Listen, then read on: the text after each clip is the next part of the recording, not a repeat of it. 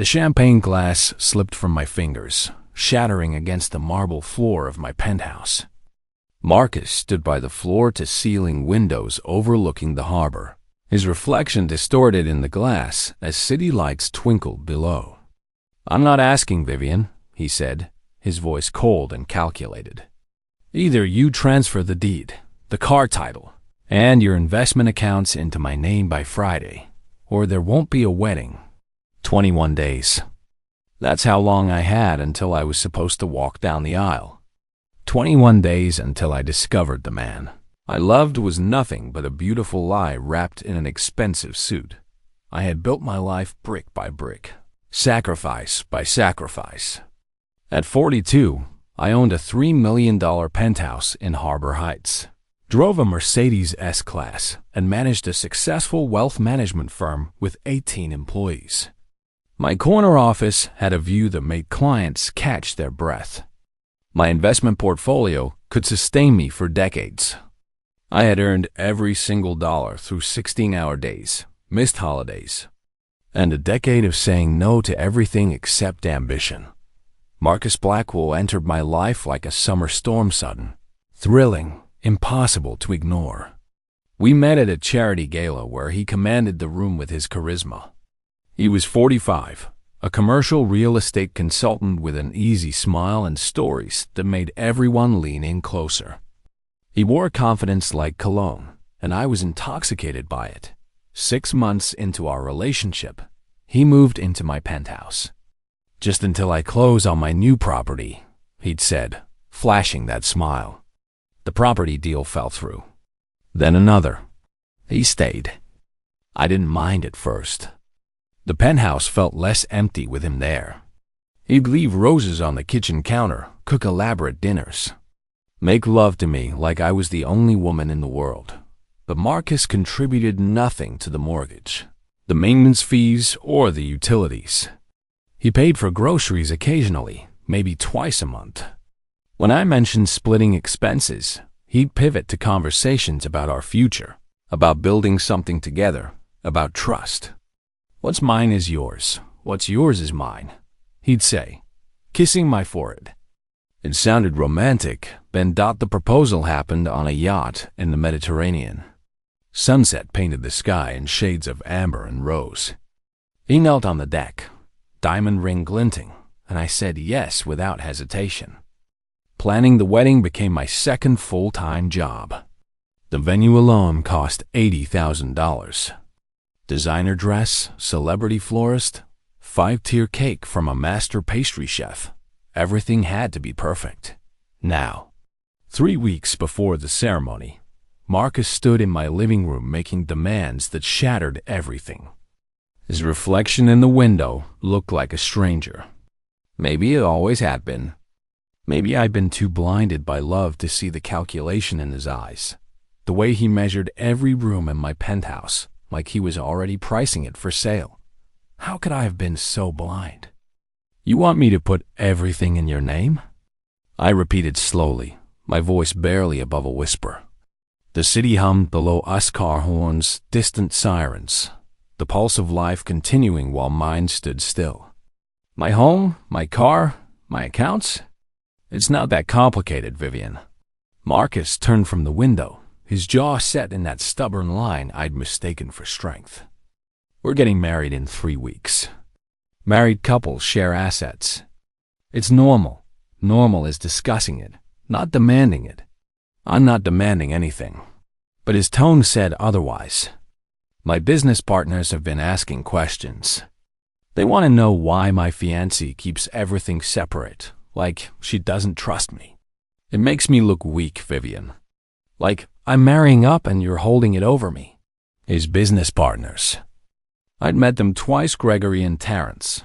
2 men who complained about women with money, who made jokes about prenups being insulting. Men who seemed to have opinions about everyone's relationships except their own failing ones. "This is about what Gregory and Terrence think." I asked, incredulous.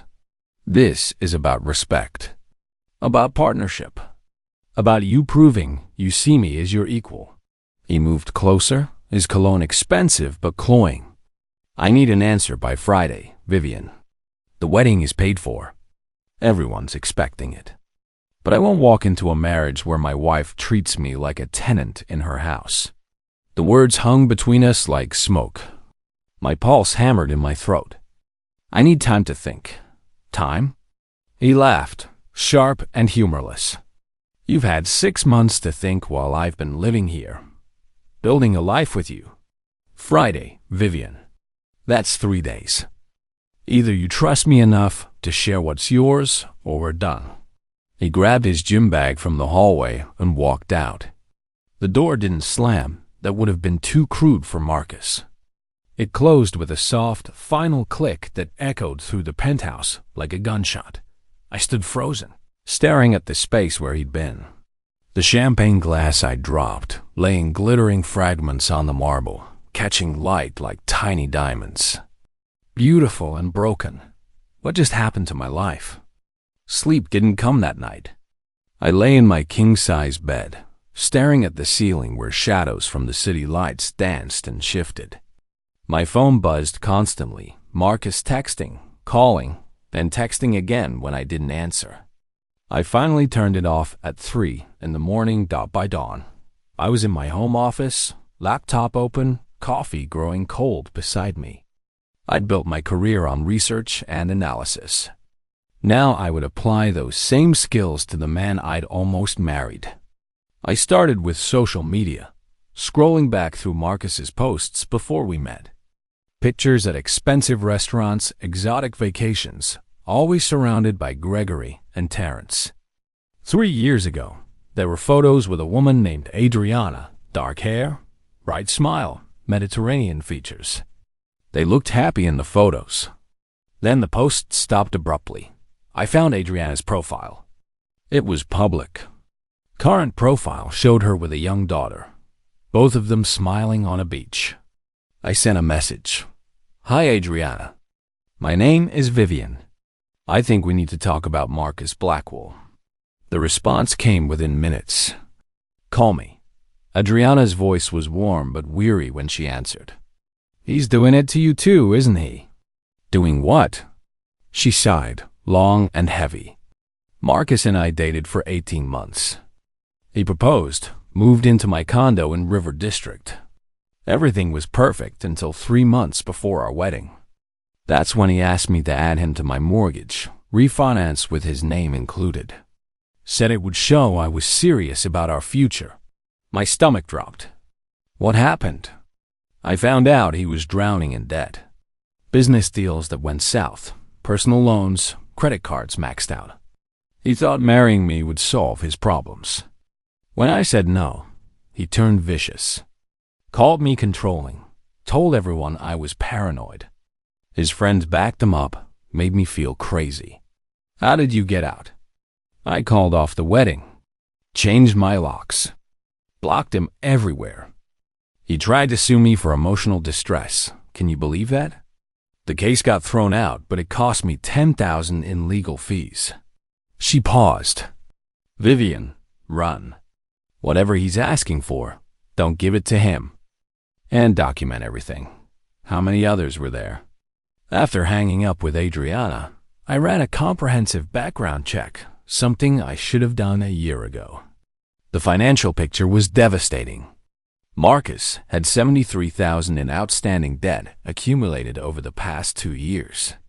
Court records showed 2 previous lawsuits from former business partners claiming fraud. Nothing criminal, but patterns of promising investments that never materialized. Borrowed money never repaid. I called my attorney, Patricia Chun, a fierce woman in her 60s who'd handled my business contracts for years. Vivian, are you sitting down? She asked after reviewing the information I'd sent. I'm standing. Should I sit? This man is dangerous. Not physically, but financially. He's systematic about targeting successful women. The debt, the timeline of your relationship, the sudden push right before the wedding. This is calculated. What do I do? First, lock everything down. Bank accounts, investment portfolios, property deeds. Add security protocols. Second, cancel that wedding. Third, get him out of your penthouse immediately. Patricia's voice softened. I know this is devastating, Vivian, but you're catching this before it's too late. I spent the afternoon making calls. My bank added verbal passwords and two-factor authentication. My financial advisor flagged all accounts for suspicious activity. I called a locksmith, scheduled for Friday morning, while Marcus was at his standing golf game with Gregory and Terrence. Then, I did something that surprised even me. I called my executive assistant, Monica. I need you to handle something sensitive, I said. Book the conference room at the Westfield Hotel for Saturday afternoon. Invite Adriana Castellanos and any other women who've dated Marcus Blackwell. Use my personal account, not the company card. Can you do that discreetly? Consider it done, boss. Marcus texted that evening. Have you thought about what I said?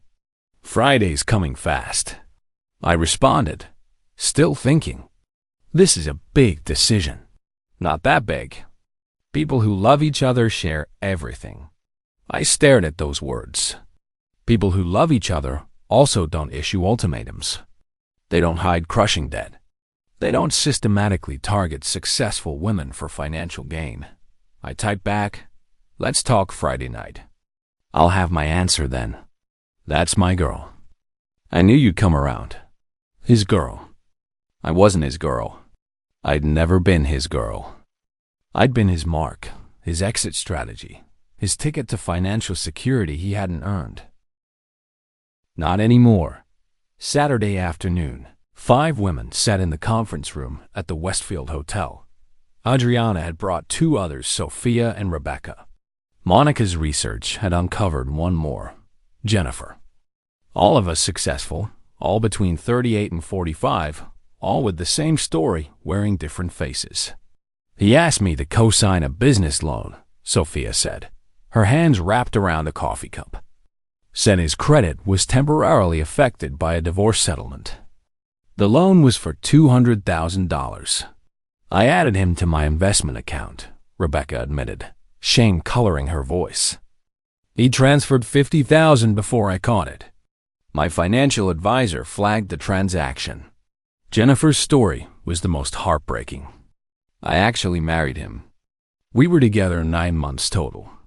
3 months after the wedding, he filed for divorce and claimed he was entitled to half of everything I built over 20 years.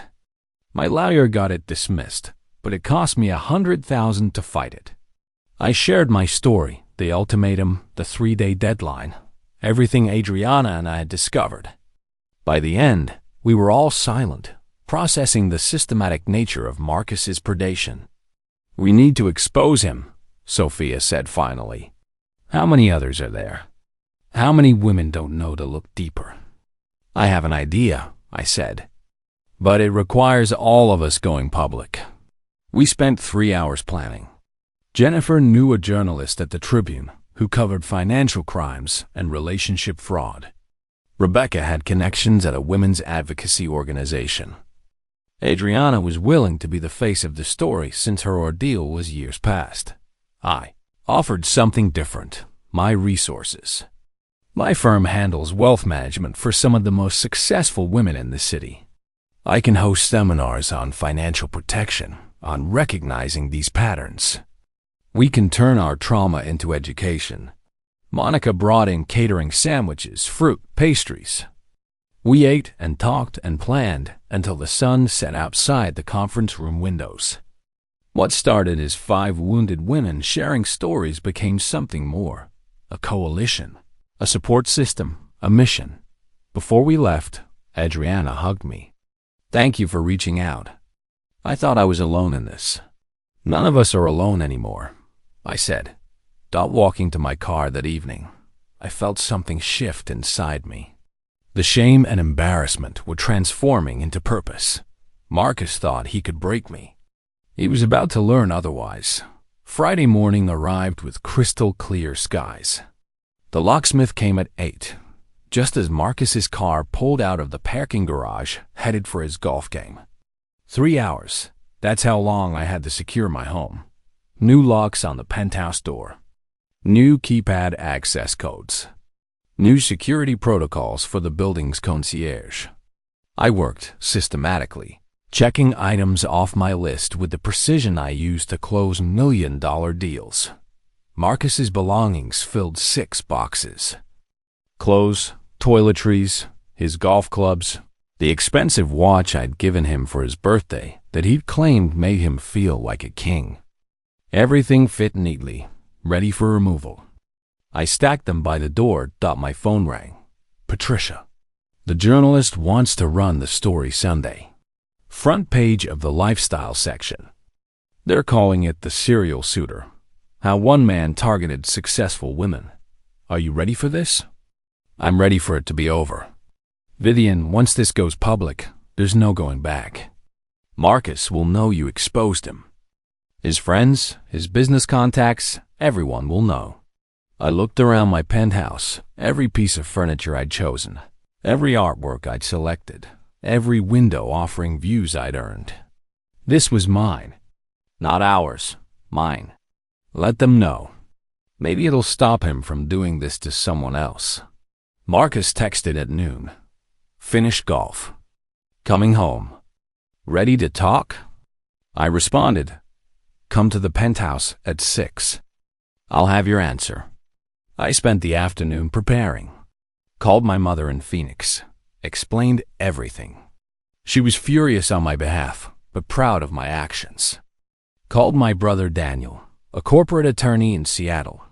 He offered to fly down, but I assured him I could handle this. Called my best friend Michelle, who insisted on being present for backup by 5:30. Michelle arrived with wine and moral support. You've got this, she said, squeezing my hand. Just stick to the plan. At exactly 6, the concierge called. Miss Vivian, there's a Marcus Blackwell here to see you. Tell him to wait in the lobby. I'll be down in 5 minutes. I smoothed my black dress, checked my reflection. The woman looking back at me was stronger than the one who dropped a champagne glass a week ago. She had purpose. She had truth on her side. Time to end this. Marcus stood in the marble lobby, confident and expectant.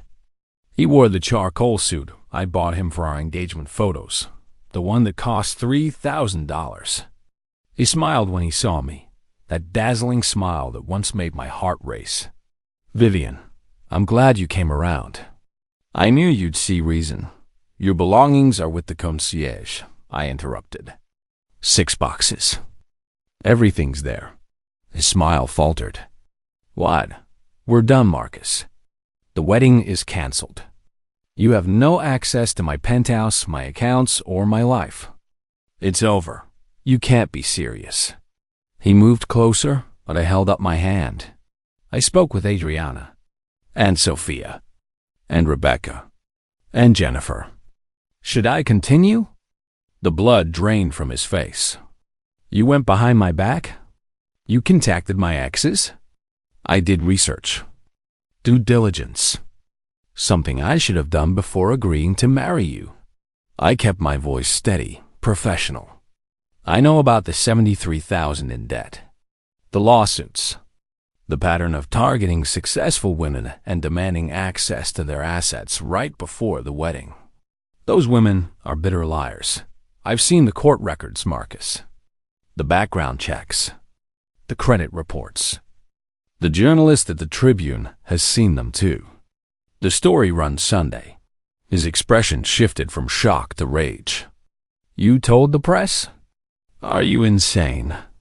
Do you know what this will do to my reputation? Your reputation? I almost laughed. You tried to steal my home, Marcus. My car. My life's work. And you're worried about your reputation. People in the lobby were starting to stare. The concierge looked ready to intervene. Marcus seemed to realize we had an audience. He lowered his voice to a hiss. You'll regret this, Vivian. No man will ever want you. You're too cold, too calculating. You'll die alone in that penthouse. Better alone than with someone who sees me as a bank account. I gestured to the boxes. The concierge will help you load your car. Goodbye, Marcus. I turned and walked back to the elevator. My hand shook as I pressed the button, but I didn't look back. Behind me, I heard Marcus's protests, the concierge's firm directions. The whispers of onlookers. The elevator doors closed. And I finally exhaled. It was really over. 6 months later, I stood at a podium in the grand ballroom of the Westfield Hotel. 200 women filled the seats, entrepreneurs, executives, professionals, all gathered for the inaugural Financial Empowerment and Protection Seminar hosted by my firm. The article had exploded across social media. Marcus's systematic targeting of successful women sparked conversations nationwide. Women shared their own stories of financial manipulation. Attorneys offered pro bono consultations. Advocacy groups developed educational programs. Marcus disappeared after the article ran. Someone reported seeing him in Miami. Another claimed he'd moved to Los Angeles. I didn't care where he went as long as it was far from me. Thank you all for being here, I began, my voice carrying through the room. 6 months ago, I was 3 weeks away from making the biggest mistake of my life. I almost signed over everything I built to a man who saw me not as a partner, but as an opportunity.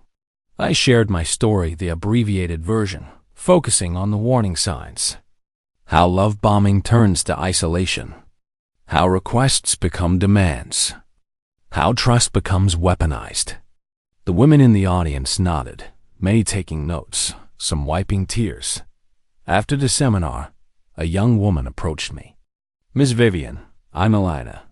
I'm engaged, and my fiancé just asked me to add him to my business accounts. After hearing your story, I don't think I can do it. Then don't, I said gently. Trust your instincts. A real partner supports your success. They don't try to own it. That evening, I returned to my penthouse. The space felt different, now lighter somehow. I'd redecorated, removing every trace of Marcus's presence. New furniture, new art, new energy. Michelle called. How did the seminar go? Perfect. We're planning another one next quarter. I'm proud of you, Viv. You turned something terrible into something meaningful. I walked to the windows overlooking the harbor. Lights twinkled across the water, boats rocking gently in their slips, the city humming with life and possibility. This view, this home, this life, I'd built it all. And I protected it, not because I was cold or calculating, but because I loved myself enough to refuse manipulation disguised as love. Because I understood that real partnership elevates both people. It doesn't diminish one to benefit the other. The stars were coming out above the city. I raised a glass of wine to the sky, to myself, to every woman who ever chose her own worth over someone else's entitlement. To knowing what we deserve, I whispered to the night, and never settling for less.